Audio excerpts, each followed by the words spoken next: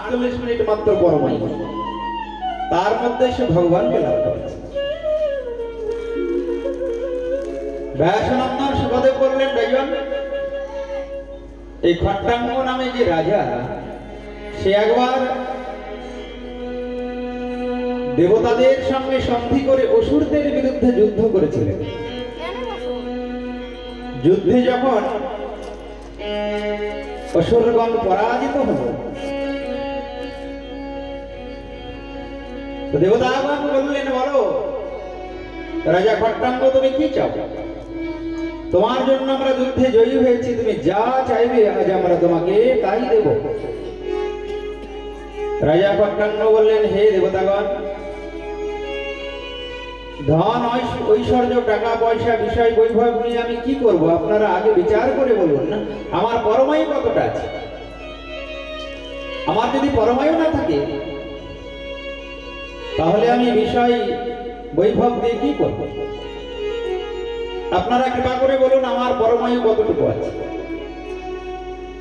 দেবতাগণ বিচার করে দেখলেন রাজা খট্টাঙ্গের মাত্র 48 মিনিট পরমায়ু, 2 মুহূর্ত পরমায়ু। রাজা খট্টাঙ্গ শোনা মাত্রই বললেন, হে দেবতাগণ, আপনারা তাড়াতাড়ি আমাকে স্বর্গলোক থেকে মর্তভূমিতে নামিয়ে দেন। কেন রাজা? বলো না, 48 মিনিট আমি আর নষ্ট করব না। জীবনের সমস্ত মূল্যবান সময় আমি নষ্ট করেছি, আরে 48 মিনিট আমি নষ্ট করতে চাই না। সারাটা জীবন আমি নষ্ট করেছি। জীবনে সবচাইতে বড় মূল্য কিসের? সময়ে। জীবনের ক্ষণকাল গেলে একবার কোটি স্বর্ণ মুদ্রা দিলেও ফিরিবে না। ভজনহীন যদি সময়গুলি নষ্ট করে, ভজনবিহীন যদি জীবনের মূল্যবান সময় চলে যায়, কোনো কিছুর বিনিময়ে আর সে সময় ফিরে পাওয়া যায় না। আমি আর 48 মিনিট নষ্ট করতে চাই না, আপনারা তাড়াতাড়ি আমাকে স্বর্গ থেকে মর্তভূমিতে নামান। বলছে, কেন? স্বর্গে কি ভজন হবে না? বলছেন, না, স্বর্গ তো ভোগভূমি, স্বর্গে কখনো ভজন সাধন হয় না। দেবতাগণ যদি মনে করে আমরা গোলক বৃন্দাবনে যাব, বৈকুণ্ঠে যাব, আবার এই মানব রূপ ধারণ করে মর্তভূমিতে এসে তাদেরকে সাধু সঙ্গ করে ভজন করতে হবে, স্বর্গে থেকে উপরে যেতে পারবে না। দেবতাকেও মানব জন্ম নিতে হবে। তাই আমাকে নামান তাড়াতাড়ি। দেবতাগণ তাড়াতাড়ি খট্টাঙ্গকে নামিয়ে দিলেন মর্তভূমি। ওই রাজা খট্টাঙ্গ 48 মিনিট ভগবানের ধ্যানে মগ্ন হলেন। একভাবে ভগবানের ধ্যান চিন্তা করে মৃত্যুর সময় ভগবানকে লাভ করেছে। তোমার তো অনেক অনেক কোনো চিন্তা নেই। এইরকম গুরুদেব যদি কেউ জীবনে পেয়ে যায়, শিষ্যকে সামনে বসিয়ে বলে, তোমার কোনো চিন্তা নেই, আমি আছি, তার দুর্লভ মানব জন্ম ধন্য। গুরুদেব যদি শুধু মুখ দিয়ে একবার বলে দেন আমি তো আছি, তাকে আর পেছনে তাকাতে হবে। ভগবান তাকে চরণে আশ্রয় দেবেন। গুরুদেব যদি চরণে আশ্রয় দিয়ে দেন,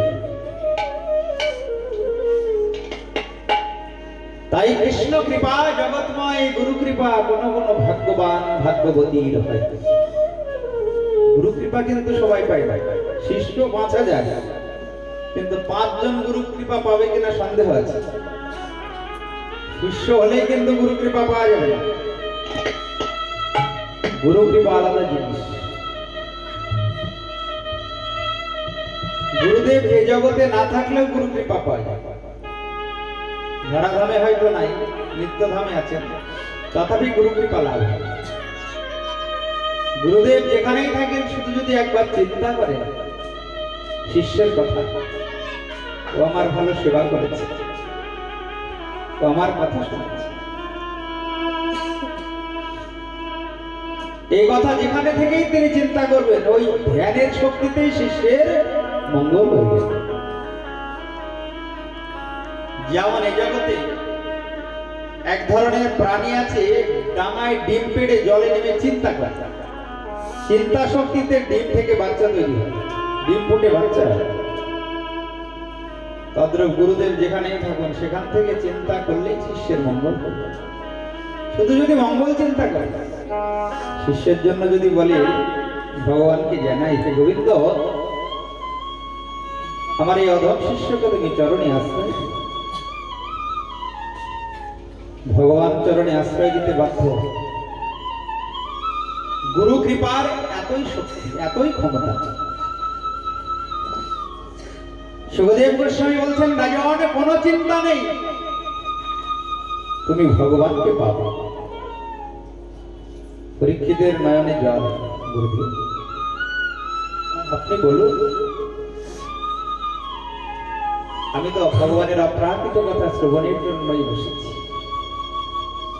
কি করলে আমি ভগবানকে পাব? আপনি কৃপা করুন।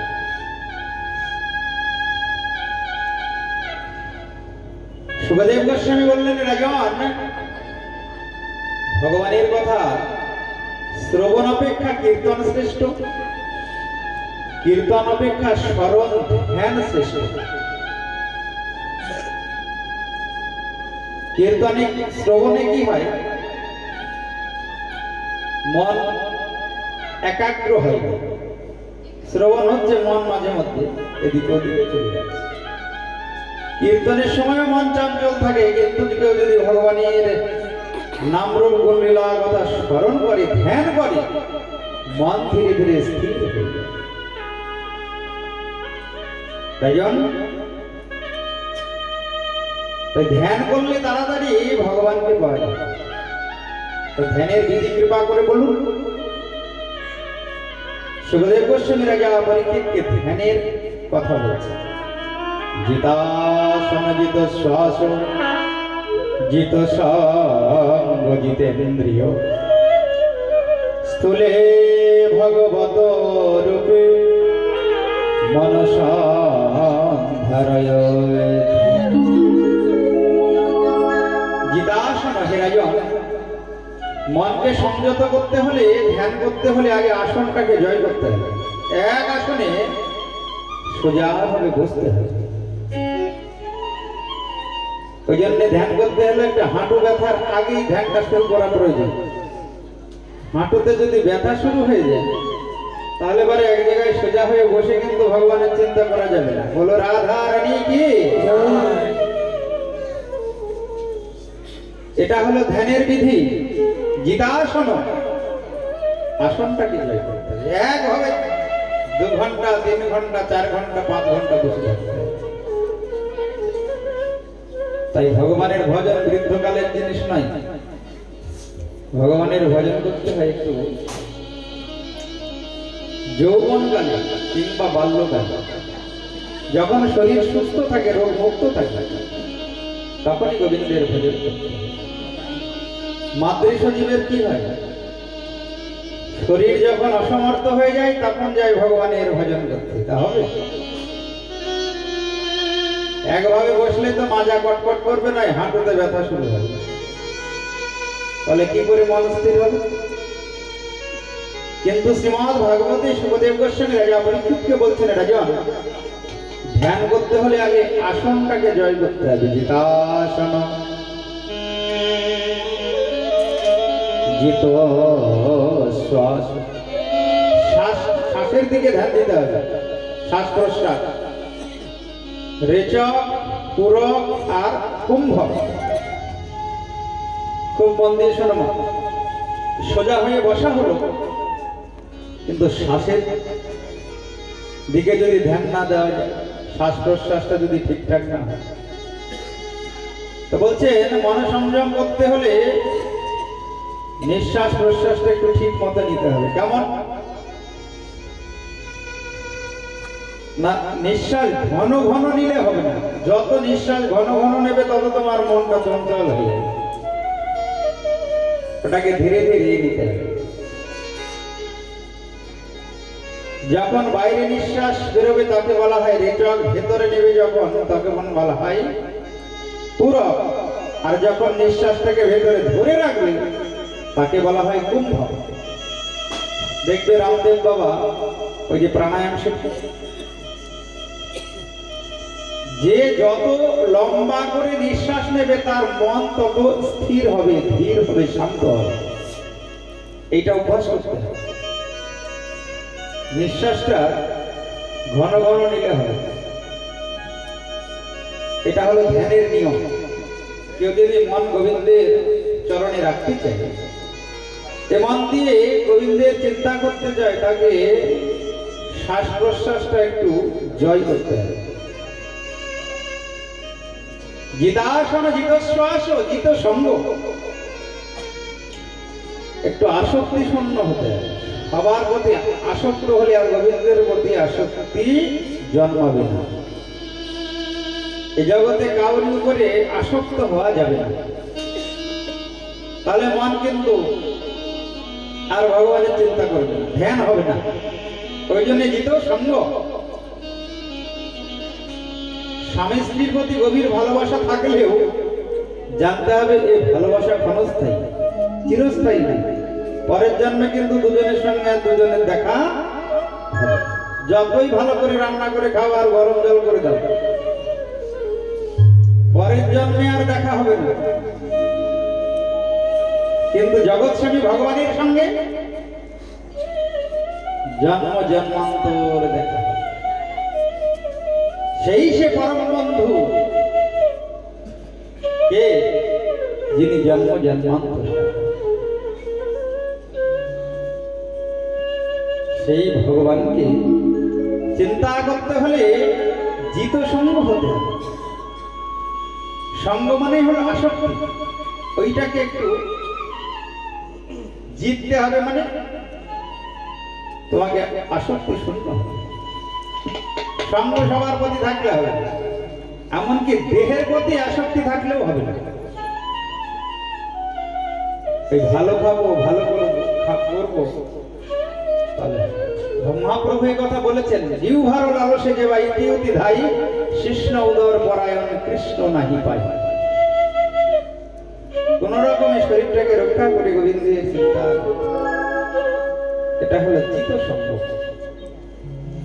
আরাকার্তে টিকাকার বলছেন, যারা কৃষ্ণ বিমুখ তাদের সঙ্গ করা যাবে না। তাহলে মন ওই চিন্তা করবে। মনের এমন একটা স্বভাব, তুমি যেমন সঙ্গ করবে মন তেমন চিন্তা করবে, যেমন কথা শুনবে তেমন চিন্তা করবে, যেমন জিনিস দুই চোখে দেখবে ওই মনও সেই চিন্তা করবে। ওই জন্য ধ্যান করতে হলে, ভগবানের স্মরণ করতে হলে সঙ্গটাকে জয় করতে হবে। কৃষ্ণ বিমুখ জীবের বদন দর্শনই করা যাবে না। যার মুখে ভাই হরি কথা নাই তার কাছে তুমি যেও না, যার মুখ দেখি ভুলে যাবে হরি তার মুখ পানে চেও না। তাহলে তুমি জিত সঙ্গ হতে পারবে না। তুমি যেমন মানুষের মুখ দেখবে তোমার মন তেমনই চিন্তা করবে। ওই যে সর্বক্ষণ, ওই জন্যে ভক্ত সঙ্গ করার কথা শাস্ত্রে বলা হয়েছে। যত তুমি ভক্ত সঙ্গে জীবনযাপন করবে, ভক্ত বদন দর্শন করবে, তত তোমার মন ভক্তবৎসল ভগবানের চিন্তায় ডুবে যাবে।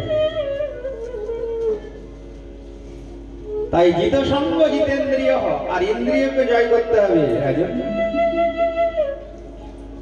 ভগবান যে 11টি ইন্দ্রিয় দিয়েছেন, 5টি কর্মেন্দ্রিয়, 5টি জ্ঞানেন্দ্রিয় আর একটি মন। ওই পঞ্চ জ্ঞানেন্দ্রিয়, পঞ্চ কর্মেন্দ্রিয় আর মন, তার মধ্যে মনই হলো রাজা। চক্ষু, কর্ণ, নাসিকা, জিহ্বা, ত্বক, বাক, পানি, পাদ, বায়ু, বস্ত্র, এই যে 10 ইন্দ্রিয়, এই 10টি ইন্দ্রিয়কে আগে একটু সংযত করতে হবে। কিভাবে না, নয়ন দিয়ে সর্বাগ্রে মঙ্গলময় ভগবানের বদন দর্শন করতে হবে। কর্ণদ্বার দিয়ে গোবিন্দের কথা শ্রবণ করতে হবে। নাসিকায় গোবিন্দের চরণে অর্পিত তুলসীর ঘ্রাণ নিতে হবে। জিহ্বায় তার নাম অনুকীর্তন করতে হবে। ত্বক, যেখানে ভক্ত সঙ্গ, সাধু সঙ্গ, সেখানে ধুলায় একটু গড়াগড়ি দিতে হবে।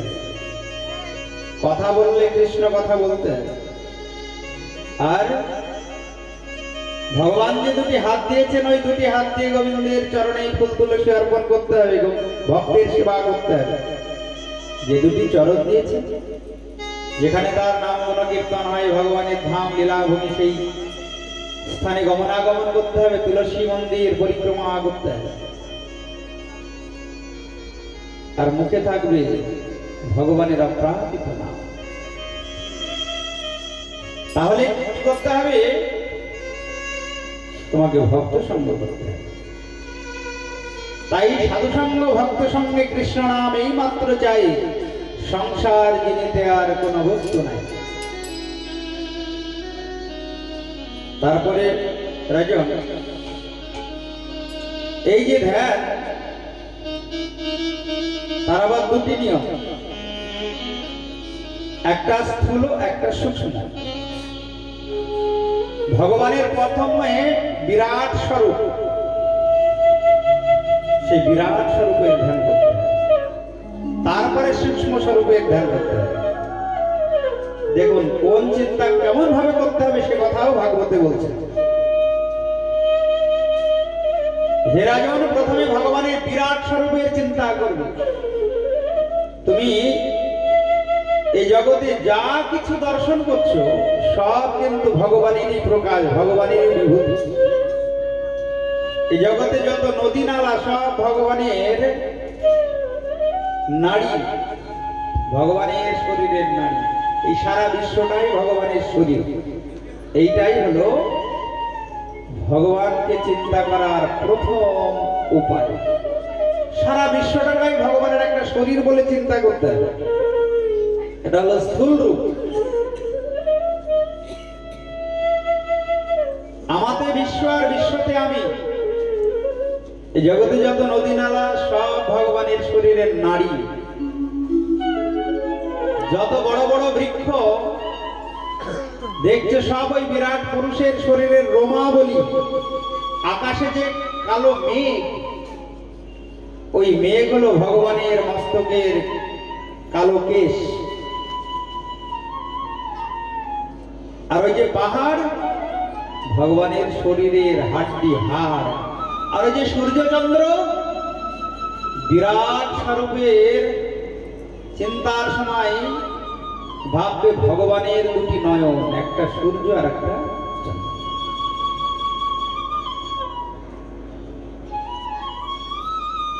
এইভাবে ভগবানের বিরাট স্বরূপের চিন্তা করবে। সারা বিশ্বই ভগবানের বিভূতি। ভগবান থেকেই তো সব সৃষ্টি হয়েছে। সর্বপ্রথম আমরা কোথায় ছিলাম? ভগবানের চরণে। আবার যখন প্রলয় হবে কোথায় যাব? ভগবানের চরণে। তাই সারা বিশ্ব ভগবান সৃষ্টি করেছেন। বিশ্বের যত জীবগণ ভগবান সৃষ্টি করেছেন। এই হলো ভগবানের স্থূল রূপ। প্রথমে স্থূল রূপের ধ্যান করবে, তারপরে ওই পরমাত্মাকে তুমি ধীরে ধীরে হৃদয় মাঝে চিন্তা করা শুরু করবে। হৃদয় মাঝে চিন্তন করবে। স্থূলে ভগবত রূপে মনসন্ধারয়ে ধিয়া। এইভাবে যখন ধ্যান করা অভ্যাস করবে, দেখবে একদিন নয়ন মেলবে তো ভগবান দাঁড়িয়ে আছেন, আবার নয়ন মদিত করবে তো হৃদয় মাঝেও ভগবান দাঁড়িয়ে আছেন। আমাদের এক আচার্য বলছেন, প্রত্যেক দিন যদি প্রত্যেকটা জীবের মধ্যে কেউ ভগবানকে দর্শন করার চেষ্টা করে, কেমন করে না, সকালবেলা উঠে যাকে দেখবে পশু পাখি কীট পতঙ্গ তার মধ্যেই নারায়ণ আছেন, ভগবান আছেন, জ্ঞানে তাকে প্রণাম করতে হবে। নারায়ণ যাকে দেখবে ঘুম থেকে নারায়ণ নারায়ণ। 6 মাস লাগবে না, সবার মধ্যে নারায়ণকে দেখতে দেখতে 6 মাস পরে সে যেদিকে তাকাবে সেদিকেই ভগবান নারায়ণকে দর্শন করবে।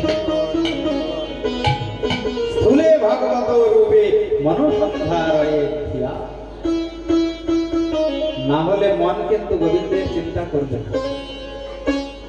মন দিয়ে ভগবানের চিন্তা করার এই হলো কৌশল। প্রথমে বিশ্ব চরাচরকে ভগবানের বিভূতি মনে করে দর্শন করতে হবে। প্রত্যেকটা জীব ভগবানের সন্তান জ্ঞানে সম্মান দিতে হবে। একটা পিপিলিকা থেকে ব্রহ্মা পর্যন্ত জগৎ সংসারে যা কিছু দৃশ্যমান সব ভগবানের সন্তান। এই গানে সবাইকে সম্মান করতে হবে। কাউকে হিংসাও করা যাবে না, হত্যা করা যাবে না, লড়াই ঝগড়া কিচ্ছু করা যাবে না। যদি আত্মকল্যাণ চাও, প্রত্যেকটা জীবকে ভগবানের অধিষ্ঠান জ্ঞানে সন্তান জ্ঞানে সম্মান করতে হবে, তাহলে শান্তি পাওয়া যাবে না। আমি যদি কাউকে দুঃখ কষ্ট না দিই, তাহলে আমার জীবনে কি দুঃখ কষ্ট আসবে? দুঃখ কষ্ট কেন আসে? আমি একজনকে দুঃখ দিলে দুঃখ তো আমার জীবনে আসবে। আমি একজনকে হত্যা করব, হিংসা করব, তো আমার জীবন সুখের হবে? এটা কখনো হতে পারে? ওই জন্য তো ভগবান গীতায় বলছেন, যেগুলি আমায় দেওয়া যায় রান্না করে আগে নিবেদন করে তারপরে আমার সেবা করবে, আমার প্রসাদ অনেক ভালো থাকবে, মন শান্ত হবে। ওই মন আমার চিন্তা করবে। এছাড়া তুমি যদি জীব হত্যা করো, যত জীব হত্যা করে খাবে তত তোমার মন চঞ্চল হয়ে যাবে। আর এই জন্য যাকে হত্যা করবে, পরের জন্য আবার সে তোমাকে হত্যা করবে। তাই আমার চরণে শরণ নিয়ে নাও, মন মনা ভব মদ ভক্ত মদ জাজি মাম নমস্কার।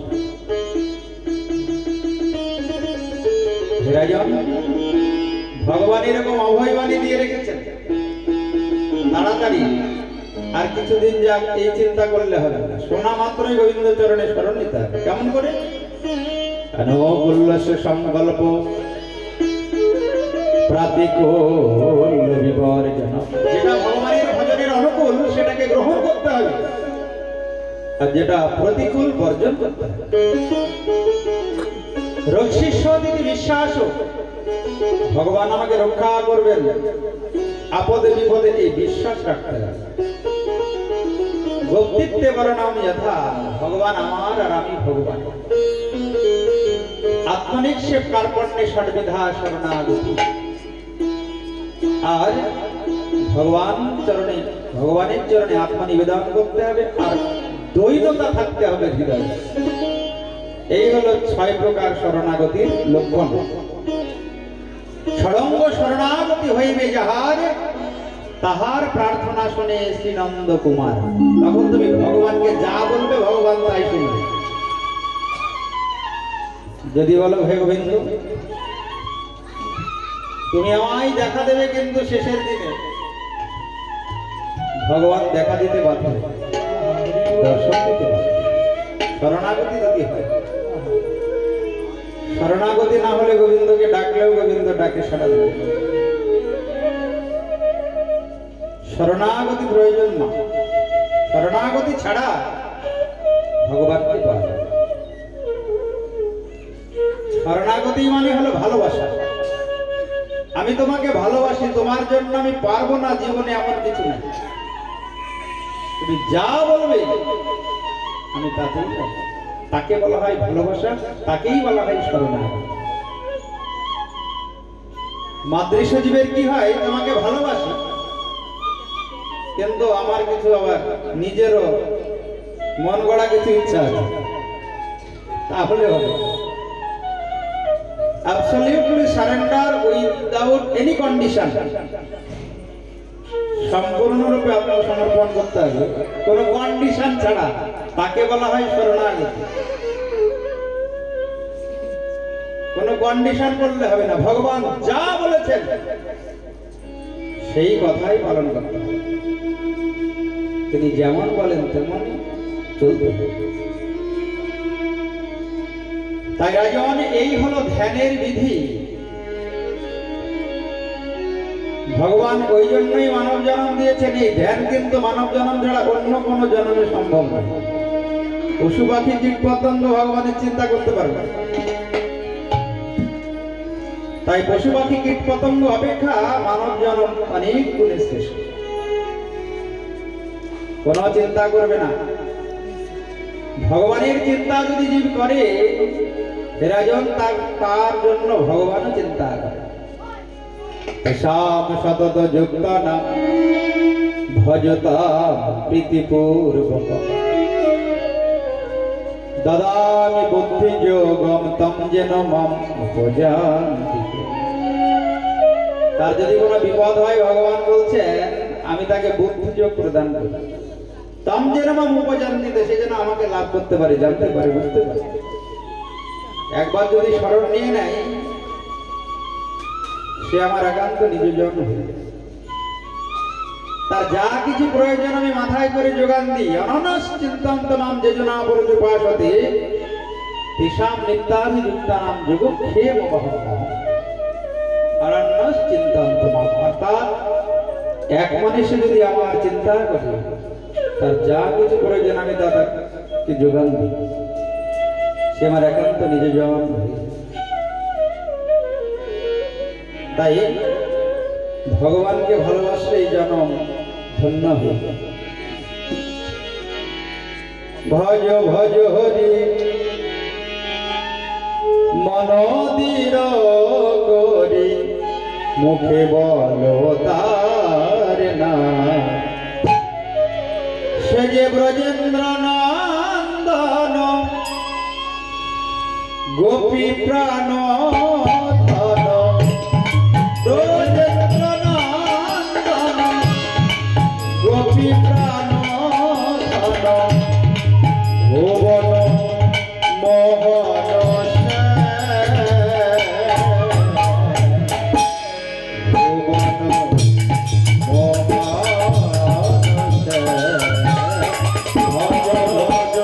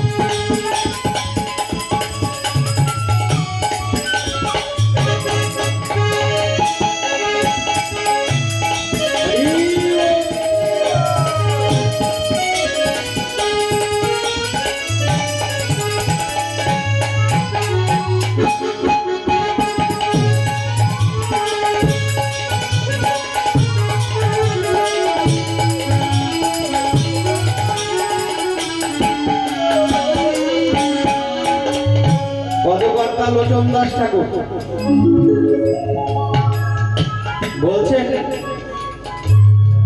এই মানব জন্মটা হরিভজন করার জন্য। কখন মরিবে কেমনে করিবে বিষম সমনটা। হরিভজন যদি না করো, সমন মানে কি ওই জমদূত তোমাকে নিয়ে গিয়ে নরকে ঢোকাবে। ভাগবতে আসবে পঞ্চমের স্কন্ধে নরকর্ণ। তুমি ভাবছো আমার দিন এরকম যাবে, সেটা কিন্তু যাবে না। ভগবানের ভজন করলে ভগবানকে পাবে, ভগবানের ধামে গতি হবে। আর যদি না করো তাহলে তোমাকে নরকে নরক যন্ত্রণা ভোগ করতে হবে। যেমন কর্ম তেমন ফল। ভাবছো আমি ভজন করব না, গুরুদেব বলেছে আত্মা যা চাই তাই খাও, কর্মফলটা কিন্তু গুরুদেব ভোগ করবে না। তুমি আগুনে হাত দেবে আর হাত গুরুদেবের পড়বে। ওই রকম গুরুদেবকে ত্যাগ করে সদ্গুরুদেবের চরণ আশ্রয় দিবে। যে গুরুদেব আচরণশীল জীবনযাপন করে, তবে দুর্লভ মানব জন্মটা ধন্য হবে। অনেকে দীক্ষা নিতে গিয়ে বলে কেন ভারত সেবাশ্রমে নেব, ওখানে কোনো বাধা নাই, নিয়ম নেই। রামকৃষ্ণ মিশনে নেব, কেন খেতে নিষেধ করে না। আর আপনারা শুধু বলেন এটা খাবে না, ওটা খাবে না, ওটা খাবে। দীক্ষা নেব না আপনাদের কাছে, রামকৃষ্ণ মিশনে লাইন দিয়ে দেবে, ভারত সেবাশ্রম সঙ্গে লাইন দিয়েছে। একবার গিয়েছি ওই বালিগঞ্জে ভারত সেবাশ্রম সংঘ বুক করতে। আমরা দক্ষিণ ভারত যাব, ওইখানে ভারত সেবাশ্রম সংঘ আছে কিনা জানতে গিয়েছি। দেখি লম্বা লাইন। কি হয়েছে? তাহলে এখানে দীক্ষা হবে। সে রেশনের মতো লাইন দিয়েছে। বেশি দেরি লাগছে না তো, গেলে পরে কি বলছে, এক গেট দিয়ে ঢোকো আর এক গেট দিয়ে চলে যাবে, নাহলে বসে কিছু বলছে না। মহারাজ বসে আছে, দেখি তো কি হচ্ছে। এখানে গেলাম, দেখি মহারাজ বসে আছে। দুটো সিস্টেম করেছে, এক গেট দিয়ে ঢুকছে আর এক গেট দিয়ে বেরিয়ে যাচ্ছে। ওই রকম যদি কেউ দীক্ষা নিয়ে বলে আমি জীবনে মঙ্গল চাই, আত্মকল্যাণ চাই, কোনদিন হবে আল্লাহ কেন নিয়ে এসেছে দীক্ষা নিতে? বলছে কেন এখানে কোনো কিছু নিষেধ নাই, যা খুশি তাই খাও, শুধু মন্ত্রটা নিয়ে যাও, যা খুশি। আমাকে বলছে আপনিও নিতে পারেন, তাই নাকি? তাহলে ভালোই তো, গুরুদেব কোনো নিষেধ নেই। পান, সিগারেট, বিড়ি, চা, যা কিছু আরো কিছু খেলেও দোষ নেই।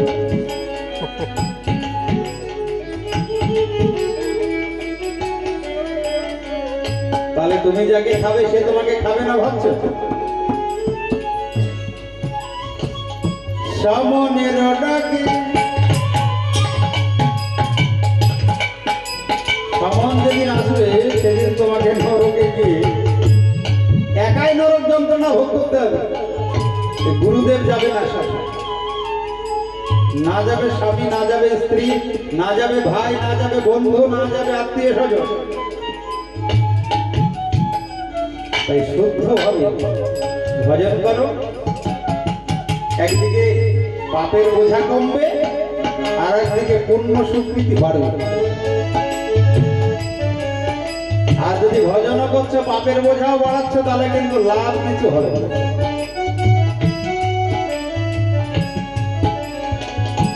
তাই লোচন দাস ঠাকুর বলছেন, দেখো এ দাস লোচন ভাবে অনুক্ষণ বৃথায় জন গেল।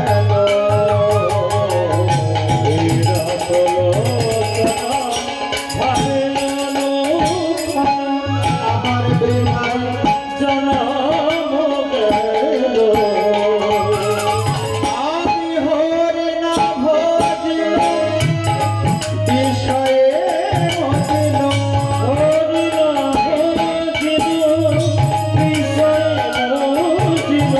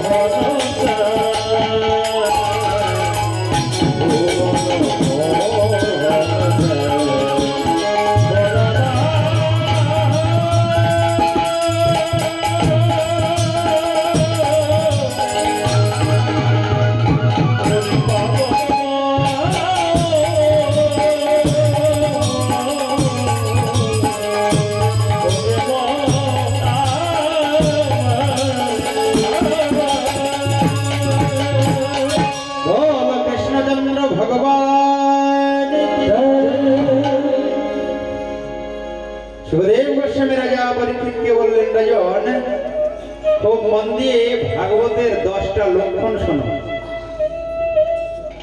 মহর্ষি কৃষ্ণ দৈবায়ন বেদব্যাস যে আমার পিতা ভাগবত রচনা করেছেন, এই শ্রীমদ ভাগবতে 10টি লক্ষণ আছে।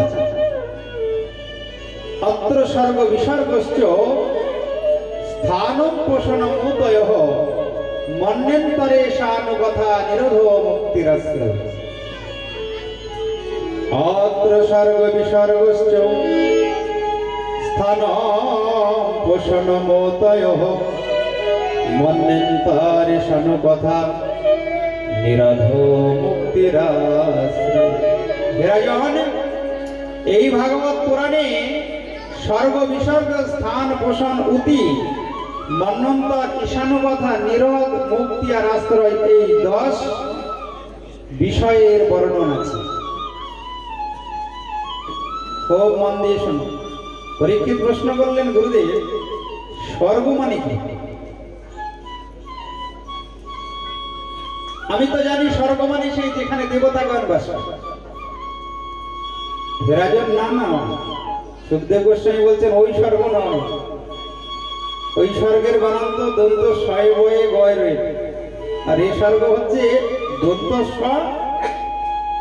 গয়রে কোকার স্বর্গ। এই স্বর্গ মানে রাজন সৃষ্টি। পরীক্ষিত বললেন, গুরুদেব তাহলে একটু সৃষ্টি লীলাটা ভালো করে বর্ণন। কিভাবে ভগবান এই জগৎ সৃষ্টি করলেন, জীবগণকে সৃষ্টি করলেন, কিভাবে ব্রহ্মাকে সৃষ্টি করলেন, আপনাকে